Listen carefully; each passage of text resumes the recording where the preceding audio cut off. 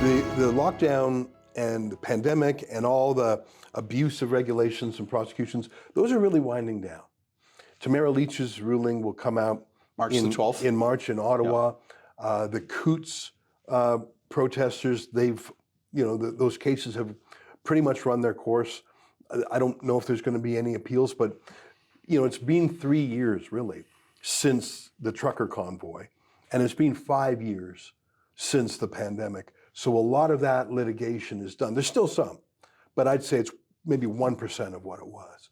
So what's the new front line for corrupted by fear? What's the new thing that the courts are going to use as the justification to abridge our liberties? I've got an idea, but I'd like to hear yours. So generally, I try to avoid making predictions, but I'll depart from my usual practice. So I predict the next aggressive assault, or assaults, plural, on our rights and freedoms is not going to be because of a new virus. It might be, I might be wrong.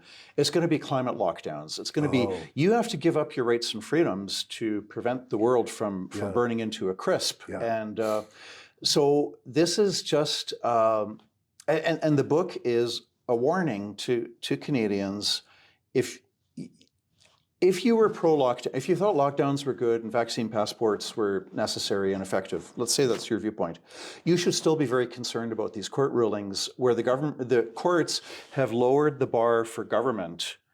Justice Renee Pomerantz said, instead of the Section 1, the government has to demonstrably justify with cogent and persuasive evidence that its lockdowns are doing more good than harm. Instead of that test, which is, up here, she said, the question is, was it open to Ontario to do what it did? A total lowering of the bar. So my challenge to people who are pro-lockdown is, do you want courts that are going to rubber stamp anytime the government comes along and says, it's an emergency, our solution's the only way to deal with it, and we're violating rights and freedoms, but you better agree with us, otherwise people are going to die. Anyway, I predict climate lockdowns. What do you think? Well, it's interesting because in the United Kingdom, they're really moving forward on this 15-minute cities thing. That's part of They call it ULEZ, ultra low emission zones. And they have countless spy cameras that are tracking who's moving when, and they'll issue you a fine if you travel when you're not supposed to. Now, by the way, there's sort of an anarchist response to that. People who call themselves blade runners run around and with a metal saw and knock these down by the 100. It's like a game of cat and mouse. But the climate lockdown is sort of proceeding even in the UK. I want to tell you something, we haven't released it yet, but I went back to see how the recovery in Maui after the wildfires was going. We were there when the wildfires swept through a town of Lahaina, killed more than 100. It was shocking, devastated the town. So the LA, we haven't released this yet, we're going to do so very soon. The LA fires destroyed an enormous part of some beautiful neighborhoods in LA. And I thought, well, gee, how is the recovery going in Maui? That's probably going to be a premonition of how it goes to LA. So we went to Maui just for a day. Almost nothing has been rebuilt, except the government, and I'm sort of scooping myself here, but consider this like a teaser for what we're going to roll out. They've set up a kind of FEMA camp that reminded me more than anything of the Australian COVID detention camp. I don't know if you ever saw video footage. It was this huge prison-like camp with hundreds of tiny homes where COVID people were going to be stacked. And they never really took off, but they were built and some people used them. That's what I saw in Maui. They haven't rebuilt the town, but they put all those people in sort of COVID style. It's like a low security, minimum security prison. And I was just stunned that this was happening, and no one was like, why do I tell this story? First of all, it reminded me of nothing so much as that COVID internment camp. But people have been commissioned to accept it. Like, you're living in a camp. You're not allowed to return to your land. It's done in the name of safety. Oh, it's all for a good cause. You're saving lives. But they've agreed to it. Now, Hawaii is a little different than most American places, but I thought this was land of the free.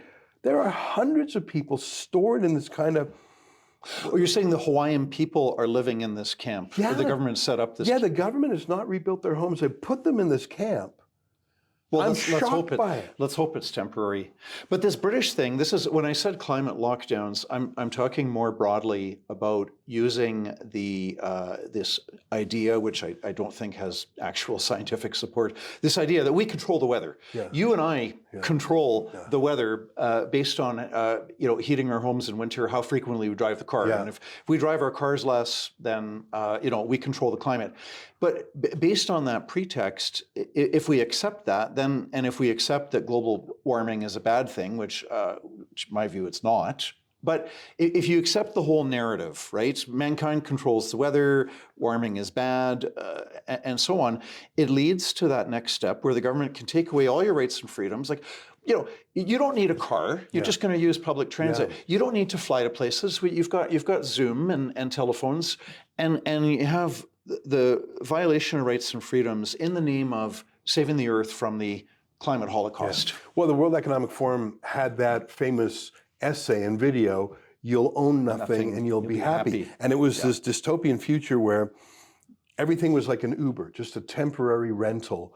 So the means of production, the assets, you were just passing through life. You never accumulated anything. If you needed a place to stay for a bit, you would rent. If you needed a place to work for a while, you would rent. It was taking the gig lifestyle to its insane conclusion. And the irony is the masters of the universe would never live that way themselves. They're all about asset accumulation and wealth. This is for the poor. I was at the World Economic Forum also. There was a guy giving away bug protein, like insect protein candy bars, and people were taking them. And I can assure you the oligarchs who run that place are not eating bugs. But like you say, for climate reasons, the little people have to. And my Maui example was a little bit off point, but I'm saying a lot of people are conditioned now to accept things that they would not have done. The pandemic broke our spirit in a lot of ways. Just like now when we go on a plane, we're used to taking off our shoes and being poked and prodded and being groped by the TSA. That would have been shocking before that, but 9/11 broke that psychological barrier. COVID broke another psychological barrier. Now we accept the government saying, you can't go there, you can't get on a plane, you have to wear a mask, we have the right to look in your home while you're 6 feet separated. Like, I think that these real crises, 9/11 was a crisis, COVID was sort of a trumped up crisis, they were used to demolish age-old sensibilities of our freedom. And I think the government learned they can get away with a lot and want to do a lot more. The good news is we've got a stronger freedom movement in Canada now than what we did in 2019. Yeah, it's true. I know I have met so many people who said that pre-lockdowns, they barely voted, if that, and beyond that, they tuned out all the news, political developments, not involved at all. And now you've got this freedom movement of people who pre-2020, again, totally not engaged, are now active federally, provincially, municipally, school board levels. So we've got an awake freedom movement. I talk about that in the book as well. There is a freedom movement in Canada, and as it grows, there is pushback. There will be more of it, and I think we can change. We need to change the culture, and have a culture where people cherish and respect their rights and freedoms. And that's something that's within our power to do that. We can effect cultural change.